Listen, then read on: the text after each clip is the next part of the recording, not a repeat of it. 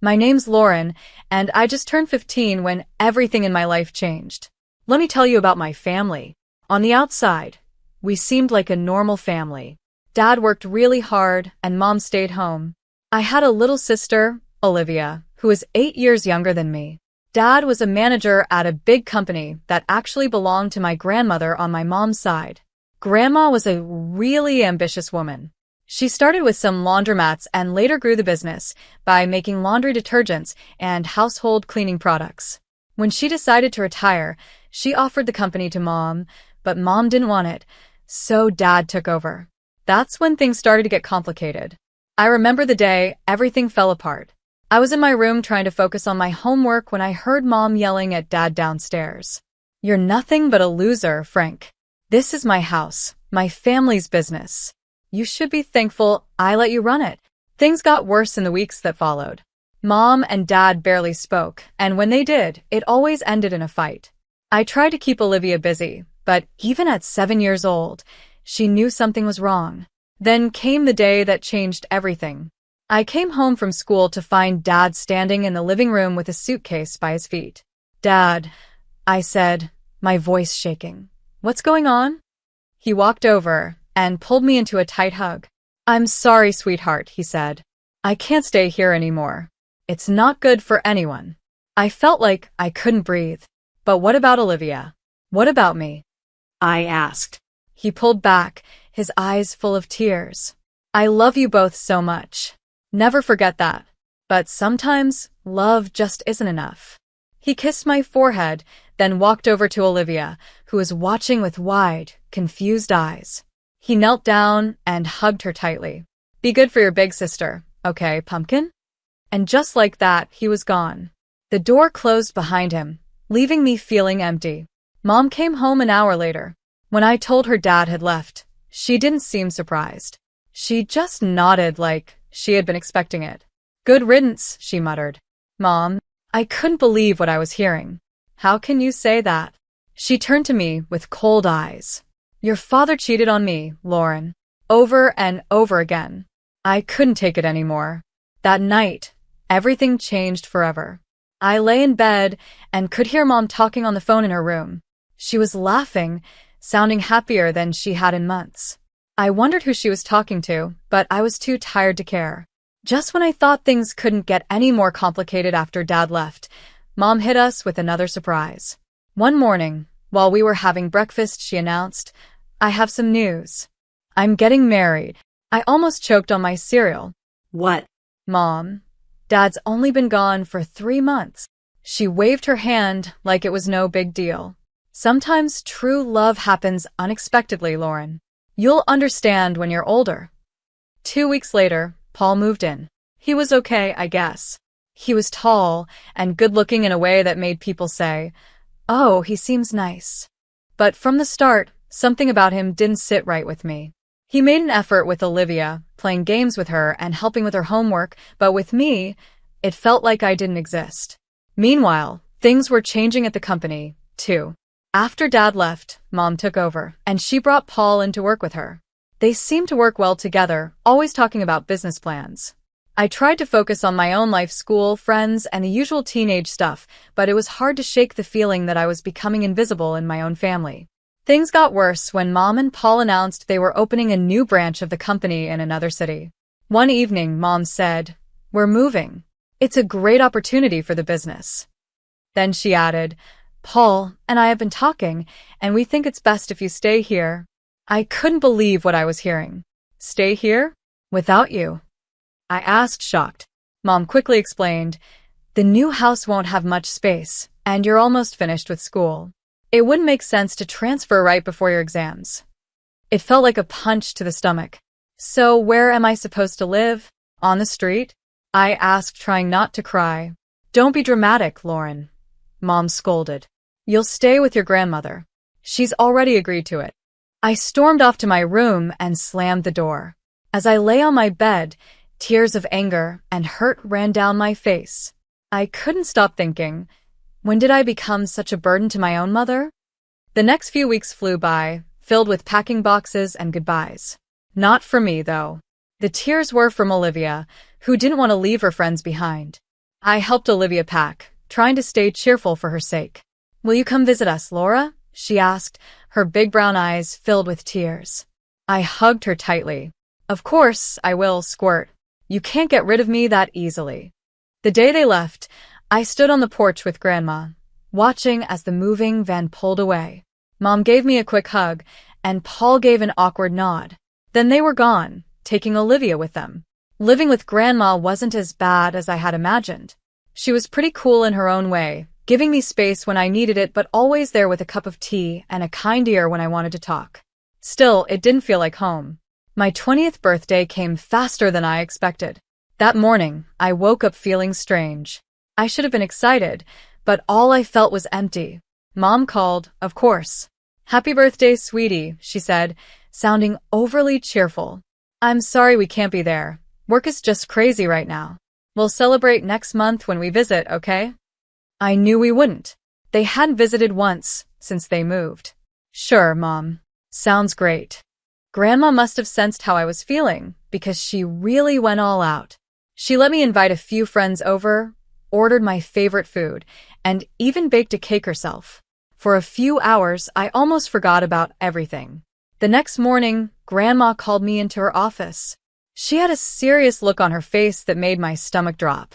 Sit down, Lauren, she said, pointing to the chair across from her desk. We need to talk. My mind raced. Oh no, is she kicking me out? Where would I go? But then she smiled, reached into her desk drawer, and pulled out a small folder. Happy birthday, sweetheart. Open it. I did, and my heart nearly stopped when I saw what was inside. Grandma, is this? She nodded, her eyes sparkling. The company is yours now, Lauren. I see potential in you. You've got a good head on your shoulders, and I know you'll do right by the business. But Mom and Paul, they're running it now, I said, still in disbelief. Grandma's face tightened a little. They're running a branch. The main company, the heart of it all, that's yours now. I sat there, stunned. Me, barely 20, the owner of a multi-million-dollar company. It felt like a dream or maybe a nightmare. I don't know what to say. I finally managed. Grandma reached across the desk and squeezed my hand. You don't have to say anything. Just promise me you'll give it your all. I nodded, still in shock. I will. I promise. She leaned back, satisfied. Good. Now, I have one more piece of advice for you, and I want you to listen carefully. I leaned in, hanging on to every word Grandma said. Call your father, she told me. There's more to the story than you know. Talk to him, even if it's just as a consultant, but hear him out. It took me a whole week to find the courage to call Dad. We decided to meet at a small cafe downtown. When I saw him, my heart tightened. He looked older, tired, but his eyes brightened when he saw me.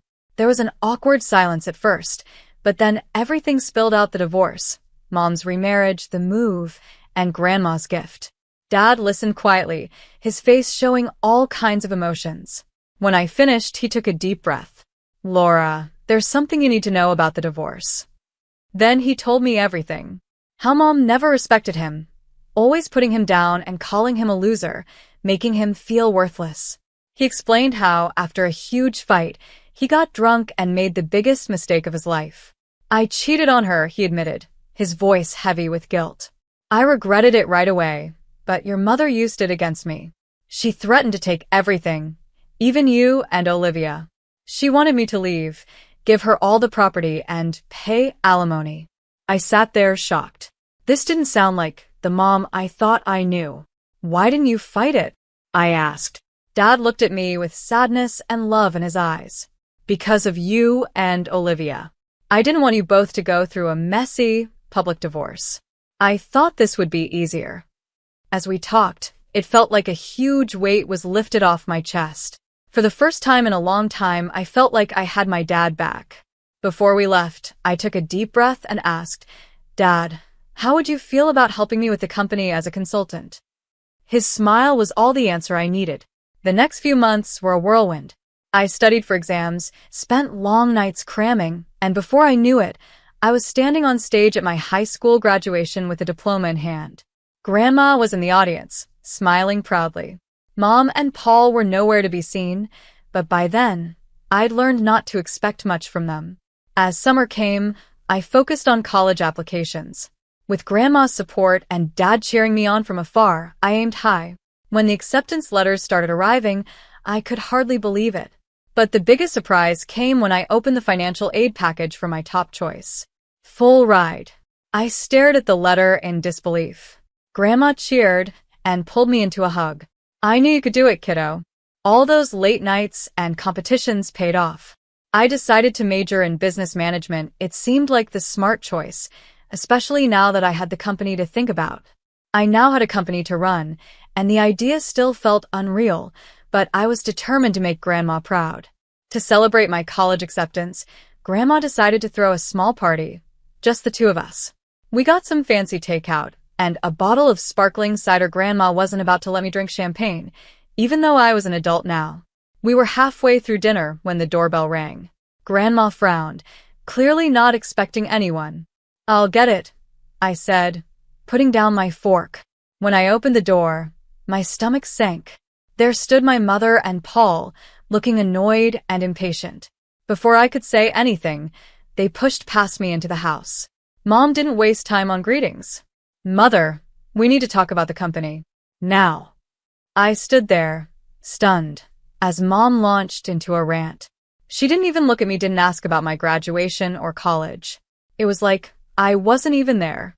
"Why can't we access the main accounts?" she demanded. "And why are you blocking the transfer of funds to our branch?" Grandma's expression hardened. "Because it's not your decision anymore, Kelly. The company belongs to Lauren now. She's the one who will decide its future and manage its finances." The room went silent. I could feel the tension hanging in the air. After Grandma's words, I saw a wave of emotions cross Mom's face. First shock, then anger, and finally, something calculating. Suddenly, her whole attitude shifted. "Lauren, sweetheart," she said, her voice dripping with fake kindness. "I've missed you so much. Why don't you come live with us?" I blinked, caught off guard by this sudden change. Mom stepped closer, reaching out like she wanted to touch my arm. Instinctively, I stepped back. "We've settled so nicely in the new city. We have a beautiful house, and there's a room just for you. We could set up a desk and get you a new computer for your studies and work." "No, Mom," I said firmly. "I'm happy here. I have my friends, my school, and Grandma needs me." Mom's smile wavered for a moment, but she quickly recovered. "Well, if that's the issue, we could always move back here. We could live in our old house, just like before. Wouldn't that be nice?" I shook my head. "It's not about the house, Mom. It's about everything." I could see the anger building in her eyes, barely contained.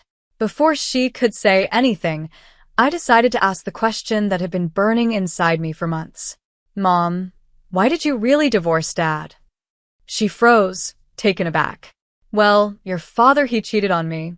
Multiple times. I got tired of it. He left us for his mistress and didn't even pay alimony." "That's not true," I said quietly. I said, "Dad told me everything. It only happened once, and it was because of how you treated him. He didn't abandon us, you kicked him out. And he's been paying alimony regularly." Mom's face twisted with anger. "How dare you? You ungrateful little brat. You have no right to interfere in my personal life. Everything here is mine, and I decide who lives where."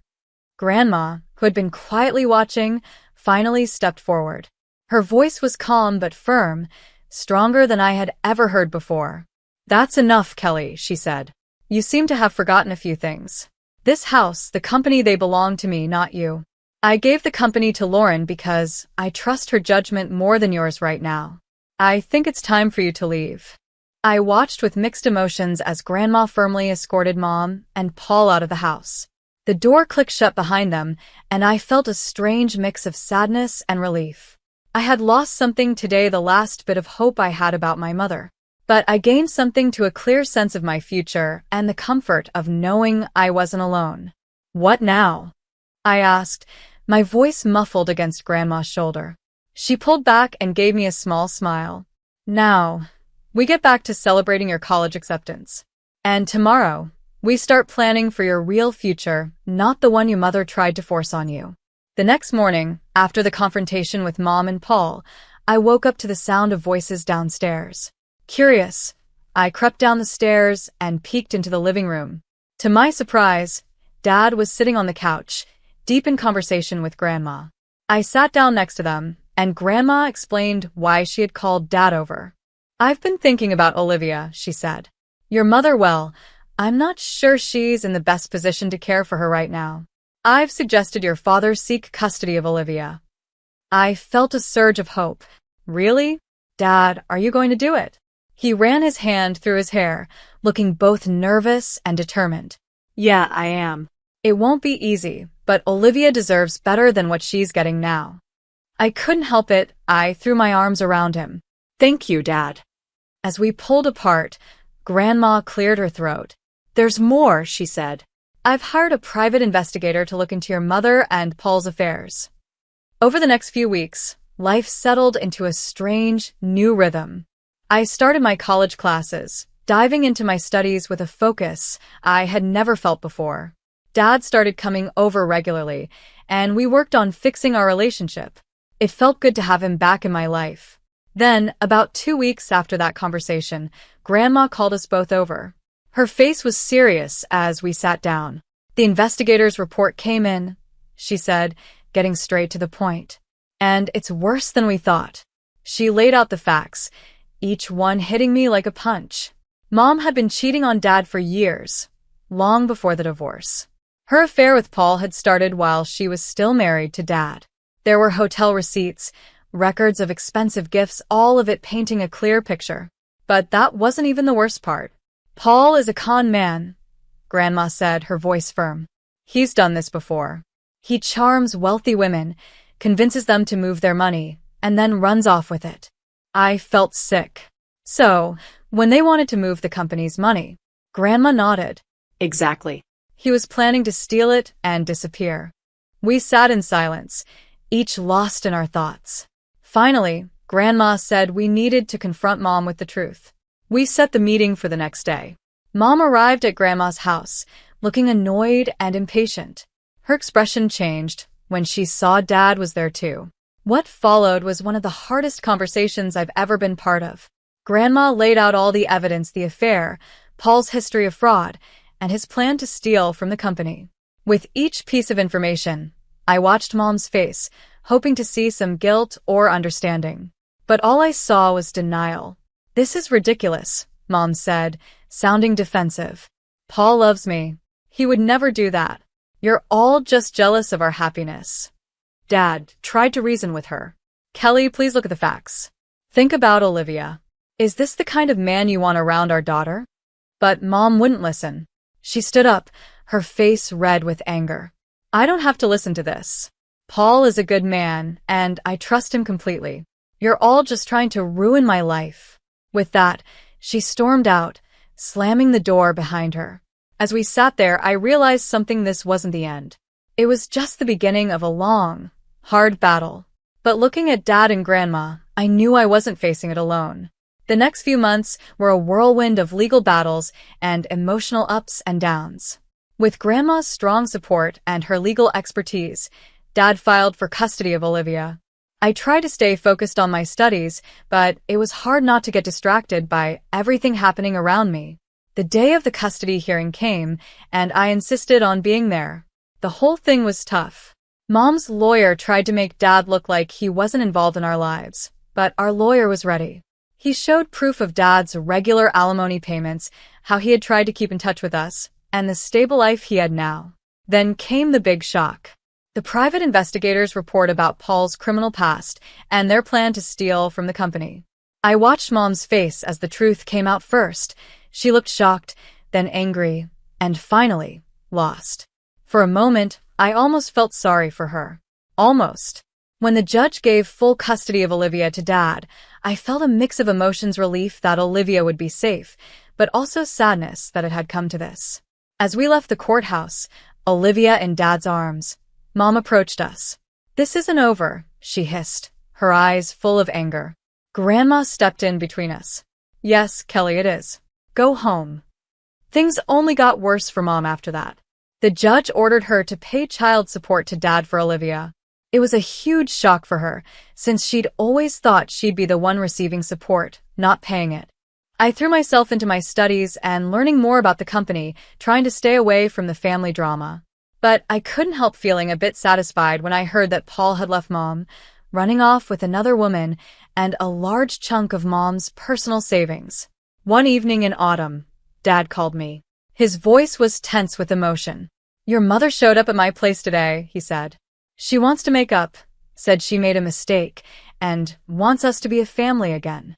My heart tightened.